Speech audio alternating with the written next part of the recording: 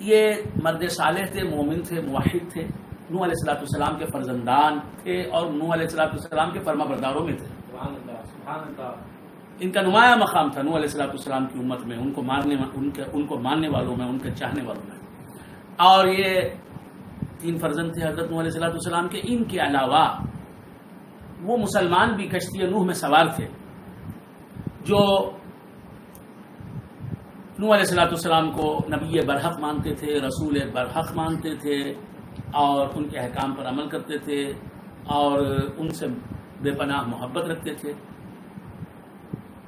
طوفان نوح میں نوح علیہ الصلوۃ والسلام کی کشتی کوہ جودی پر لگی اور بس یہی 80 آدمی تھے جو حضرت آدم علیہ الصلوۃ والسلام کی نسل سے تعلق رکھنے والے تھے اور اس وقت پوری دنیا میں یہی موجود تھے. اور یہ کشتی نوح علیہ الصلوۃ والسلام جہاں جا کے رکی اس جگہ کا نام ہے کوہ جودی، جودی کا پہاڑ. اور یہ حضرات جہاں جا کے رکے اس کا وہ مقام تو ہے کوہ جودی. اور انہوں نے وہاں جا کر ایک بستی آباد کی. اس بستی کا نام ہے ثمانین. ثمانین کہتے ہیں 80. چونکہ کشتی میں نوح علیہ الصلوۃ والسلام کے 80 آدمی تھے، لہذا یہ 80 آدمی جہاں جا کے رکے، جہاں جا کے ٹھہرے، انہوں نے سکونت اختیار کی. جس جگہ کو اپنی بستی، اپنا موضع، اپنا وطن بنایا، اس جگہ کا نام بھی رکھ دیا گیا ثمانین. یہ عرب کا دستور رہا. تاریخ میں آتا ہے کہ عرب والے جو جس جگہ جا کے جہاں آباد کرتا ہے کوئی بستی کو، اس بستی کا نام اسی کے ساتھ خاص کر دیتے ہیں. تو اس بستی کا نام بھی ثمانین رکھ دیا گیا. 80 پیپل، 80 میں، 80%. تو ثمانین نوح علیہ الصلوۃ والسلام اپنے ساتھیوں کے ساتھ، اہل ایمان کے ساتھ جہاں جا کے رکے اس بستی کا نام بھی ثمانین. اور نوح علیہ الصلوۃ والسلام کے زمانے میں جو طوفان آیا تھا، طوفان نوح جسے کہتے ہیں، وہ طوفان نوح اس نے ہر چیز کو نیست و نابود کر دی. جتنے نباتات تھے سب ختم ہو گئے، جو جمادات، جو انسان تھے وہ مر گئے، درخت جتنے بھی تھے روئے زمین پر اس وقت وہ سب ختم ہو گئے، طوفان کی نظر ہو گئے. اب ثمانین نامی بستی جو آباد ہوئی، اس میں سب سے پہلے جو درخت اگا وہ درخت کون سا تھا؟ آلیو ٹری، درخت زیتون. سب سے پہلے تو یہ حضرت نوح علیہ الصلوۃ والسلام کی تاریخ ہے. حضرت نوح علیہ الصلوۃ والسلام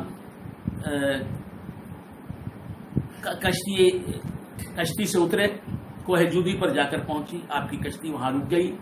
حضرت کشتی سے اترے اور خریہ ثمانین آباد کی، بستی ثمانین نامی آباد کی آپ نے. پھر اس کے بعد یہ ہوا کہ حضرت نوح علیہ الصلوۃ والسلام کے ساتھ آپ کی جو قوم تھی اس کی نسل جاری نہیں رہی. آپ کے ساتھ جو آپ کے اہل ایمان ساتھی تھے، یوں کہیے کہ آپ کے صحابہ تھے، آپ کے ساتھی تھے، ان کی نسل جاری نہیں رہی، جاری نہیں ہوئی، ختم ہو گئی. اب حضرت نوح علیہ الصلوۃ والسلام کے جو 3 فرزند تھے، حام، سام، یافس، انہی کی نسل جاری رہی، چلتی رہی.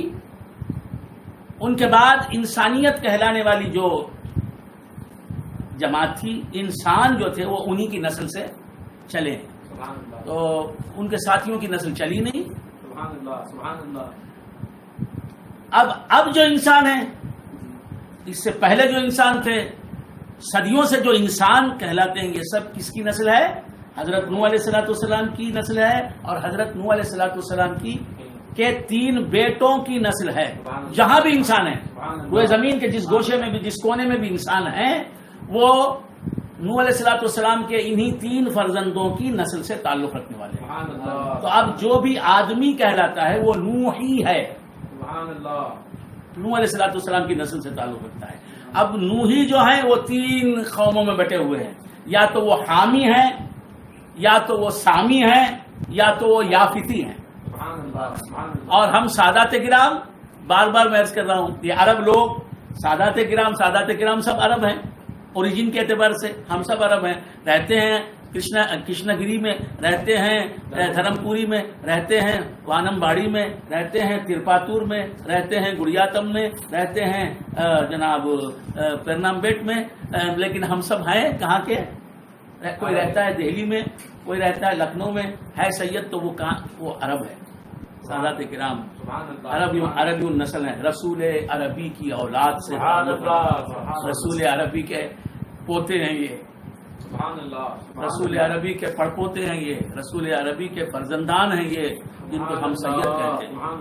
ان کا جتنا بھی احترام کیا جائے کم ہے. تو یہ سادات جو ہیں اور عرب لوگ جو ہیں, جو عربی ہیں, قریشی ہیں, ہاشمی ہیں, یہ سب جو ہیں یہ حضرت نوح علیہ السلام کے فرزند حام, ان سے تعلق رکھنے والے. سامی لوگ بھی ہیں اور یہ یافیسی لوگ بھی ہیں. تو نوح علیہ السلام کی نسل ہی چلی. وہ حضرت نوح علیہ السلام کے جو دوسرے جو ان کے ساتھی تھے ایمان والے, ان کی نسل چلی نہیں, ختم ہو گئی. اسی لیے اللہ تبارک و تعالیٰ نے ارشاد فرمایا قرآن حکیم میں, وَجَعَلْنَا ذُرِّيَّتَهُ هُمُ الْبَاقِينَ. میں نے جو باتیں کی ہیں اب تک اس کی دلیل کے طور پر قرآن کی آیت پیش کر رہا ہوں. اللہ فرماتا ہے کہ ہم نے, وَجَعَلْنَا, ہم نے بنایا, ذُرِّيَّتَهُ کی ضمیر راجع الی حضرت نوح علیہ السلام کی ذریت.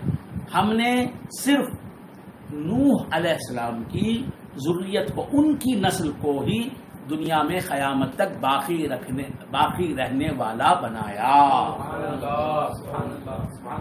اب جو آدمی ہے وہ نوحی ہے, اور جو نوحی ہے وہ ادریسی بھی ہے, اور جو ادریسی ہے وہ شیسی بھی ہے.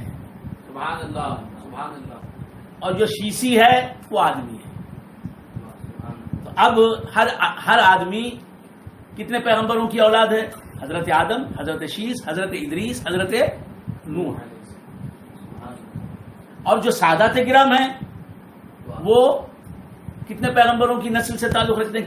کتنے پیغمبروں کی اولاد سے تعلق رکھتے ہیں؟ ہر سید, حضرت آدم, حضرت شیس, حضرت ادریس, حضرت نوح, حضرت ابراہیم علی نبینا علیہ السلام, حضرت اسماعیل. کتنے ہو گئے؟ 6 پیغمبروں کی نسل سے تعلق رکھتا ہے ہر سید اور ہر سیدانی. تو عرض کر رہا تھا اللہ تبارک و تعالیٰ نے نوح علیہ السلام کی نسل ہی کو باقی رکھا. یعنی حضرت نوح علیہ السلام ہی کی نسل کو آدمی کہلانے کا اب شرف حاصل ہے. وَلَقَدْ أَرْسَلْنَا نُوحًا إِلَىٰ قَوْمِهِ. حضرت نوح علیہ السلام ہمیشہ اللہ کی یاد میں نوحہ کرتے تھے, یعنی روتے تھے, گریا کرتے تھے.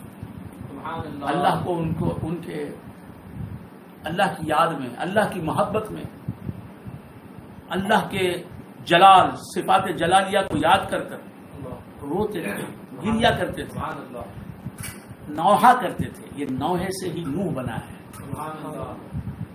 تو حضرت نوح علیہ السلام کی شان بہت بڑی ہے.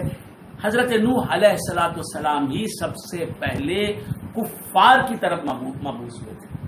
آپ سے پہلے جو پیغمبر آئے, حضرت آدم علیہ السلام, حضرت شیس علیہ السلام, حضرت ادریس علیہ السلام, یہ سب پیغمبران مسلمانوں کی ہدایت کے لیے مسلمانوں کے پاس جاتے تھے, مسلمانوں میں مبعوث ہوتے تھے. حضرت نوح علیہ السلام ایسے پیغمبر ہیں, ایسے نبی ہیں, ایسے رسول ہیں اللہ تعالیٰ کے, جو کفار کی ہدایت کے لیے کافروں کے پاس پہنچے. حضرت نوح علیہ السلام سے پہلے جو پیغمبر آئے ان کے زمانوں میں کفر تھا ہی نہیں. سبحان اللہ. کافر تھے نہیں تو سب مسلمانوں کی ہدایت کے لیے پہنچے. جیسے حضرت آدم علیہ السلام جی نے صرف مسلمانوں کی ہدایت فرمائی. تو نوح علیہ السلام پہلے نبی اور رسول ہیں جو کفار کی طرف ان کو اسلام کی دعوت دینے کے لیے، توحید کی دعوت دینے کے لیے، ایمان کی طرف بلانے کے لیے پہنچے. سمجھ گئے آپ حضرت؟